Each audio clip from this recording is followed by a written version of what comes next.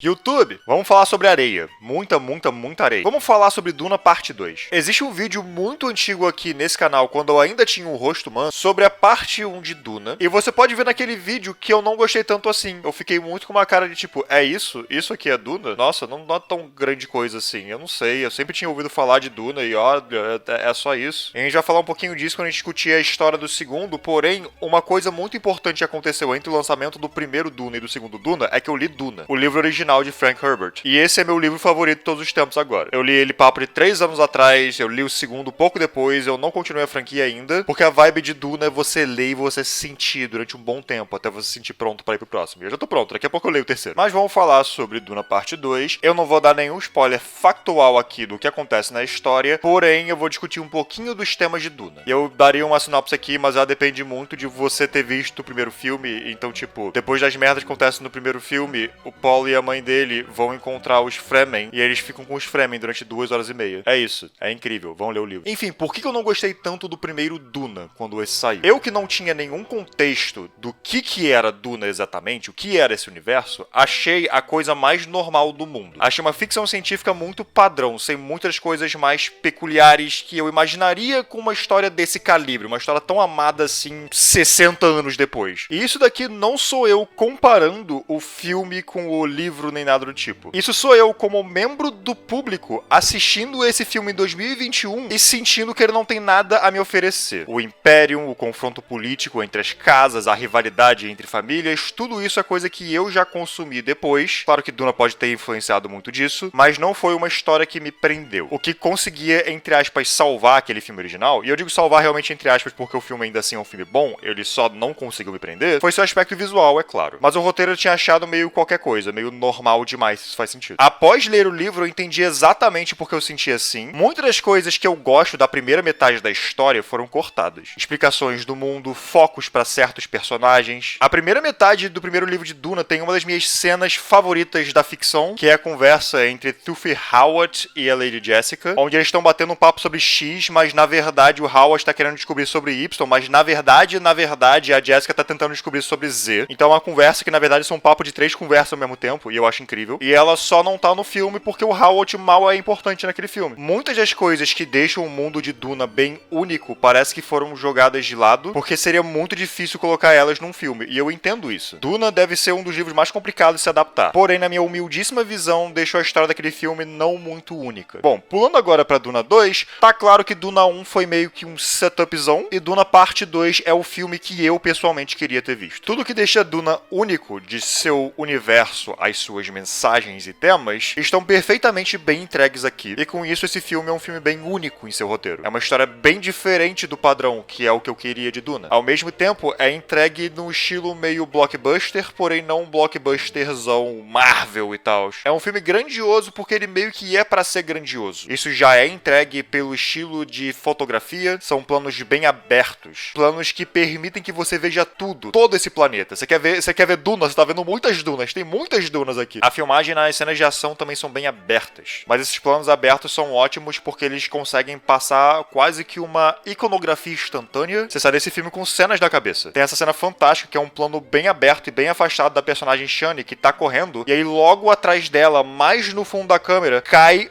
um helicóptero / nave deles lá. E assim que aquilo atinge o chão, a trilha sonora do Hans Zimmer acerta você nos seus ouvidos com a maior potência possível. É muito bom, esse filme quer ser memorável e ele consegue. Ele é filmado para ser o mais grandioso possível, ter os visuais mais arrebatadores possível. Isso fica claro não só no jogo de câmera, como também no design de produção. O contraste entre a paleta de cores utilizada em Arrakis e a paleta de cores utilizada em Giedi Prime é bem legal. Não só vende o conceito de que são 2 planetas diferentes, com seus ecossistemas diferentes e culturas diferentes também, mas também cria uma dicotomia visual dentro do roteiro em si, que é legal. Dá pra ver que esse filme foi caro, mas dá pra ver que o orçamento foi muito bem planejado. Denis Villeneuve queria passar uma visão muito específica com esse filme, e ele gastou cada centavo desses 190 milhões de dólares pra passar a experiência que ele queria passar, e passou de uma maneira sensacional. Honestamente, é quase insultante ver outros blockbusters com um valor tão alto quanto esse, mas com um fator visual tão menos interessante. Não é só sobre quanto dinheiro você tem, é como você gasta ele. Os visuais entregaram exatamente o que deveriam entregar, e eu acho até que melhor do que o primeiro filme, considerando que a segunda metade da história de Duna tem uns visuais mais interessantes no livro também. Eu adoro as imagens e a trilha sonora do livro, são muito boas. Mas como é que tá esse roteiro, então? Que eu falei que conseguiu me pegar porque pegou as partes de Duna que deixa Duna único? Bom, o lado mais místico de Duna, e com misticismo, entenda, drogas, tá bem entregue aqui. Além de conhecermos mais sobre Arrakis, e com isso temos cenas que são, de novo, extremamente memoráveis, quando as coisas ficam estranhas,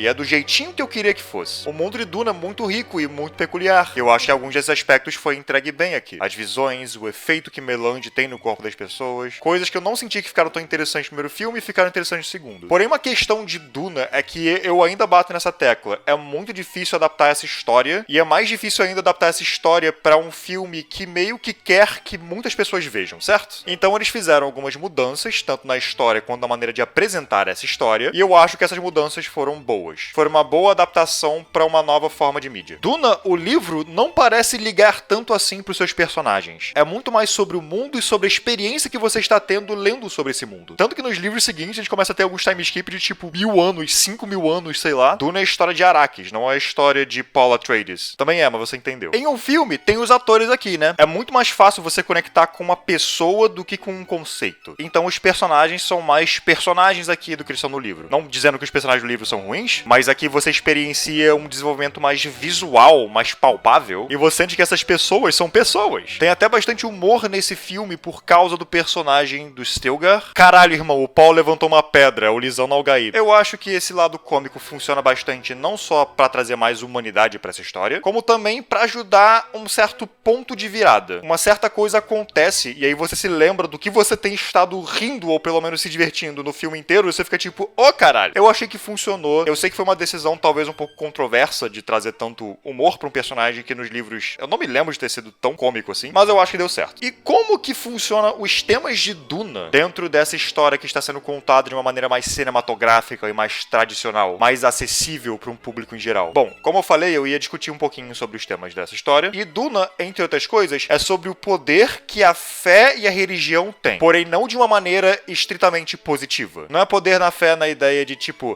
se tudo der errado, eu só preciso ter fé, acreditar em Deus e está tudo certo. Não, é mais no conceito de manipular pessoas através da fé. Se alguém se apresentar como um Messias, se alguém se apresentar como um Salvador, e a sua visão de um Messias for a mesma que ele está apresentando, é muito fácil só seguir os ideais desse tal Messias. Isso não é um ataque à religião de ninguém aqui, é claro, mas é um caso de a fé pode te cegar, especialmente se for a fé em um humano, em um homem. A idolatria de outro ser humano é algo perigoso, isso é algo que Duna está mostrando aqui. Eu adoro esse tema, eu acho muito interessante, e eu adoro que essa história aborda isso, e eu acho que o filme abordou isso de uma maneira boa, uma maneira satisfatória. Como a história está mais focada nos personagens, os personagens foram usados para passar essa mensagem de uma maneira mais eficiente que do livro, na ideia de que a gente consegue ver como essa questão toda de Messias afeta os personagens psicologicamente. A gente vê as pessoas mudando, a gente vê as visões das pessoas quanto a essa questão toda de Messias e de profecias, e com isso nós vemos, talvez de uma maneira melhor no que no livro, o fenômeno que é o começo de uma religião, essencialmente, ou pelo menos de uma idolatria. A gente vê esse aspecto do filme escalando cada vez mais, o que eu acho que faz a mensagem, no fim das contas, mais impactante do que no livro, talvez, na ideia de que tem uma construção muito mais óbvia do que no livro. Sempre esteve lá no livro também, mas lá é muito menos na sua cara. É tão menos na sua cara que o segundo livro serve justamente pra explicar pras pessoas que não entenderam qual é o ponto dessa mensagem. Eu vou dizer talvez que o final é tão abrupto quanto é no livro. A coisa que acontece no final, quero dizer, pra quem sabe essa história sabe do que eu tô dizendo. Eu sempre achei que foi um pouquinho rápido no livro e no filme também. Se é tipo mais 2 páginas no livro, é 30 segundos no filme. Então,